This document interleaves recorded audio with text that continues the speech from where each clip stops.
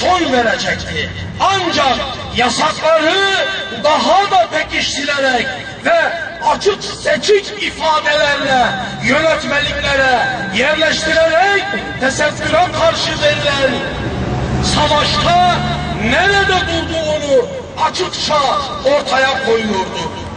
Seçmeli Kur'an ve siyer dersi koymanın da göz boyamadan öte bir anlam ifade etmediğini ortaya koymaktadır. Kur'an ve siyer dersinde isteyen kız öğrencilerin başlarını örteceği söyleniliyor. Öğrencilerin okuyacağı Kur'an-ı Kerim Müslüman kadın ve kızların örtülmelerini emretmiyor mu? Herkes kadına ait bu kimliğe ve kişiliğe insan olarak saygı duymak zorundadır.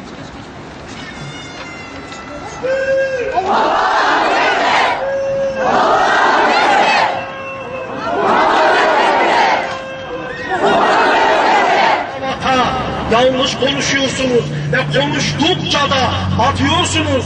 Önce dediniz ki aslında biz bu meseleyi kolaylıkla çözebiliriz.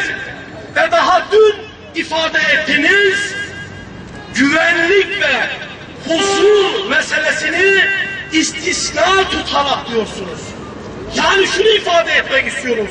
%99 halkın Müslüman olduğu bir ülkede başörtüsü güvenlik sorunu mu oluşturmakta? Tekbir!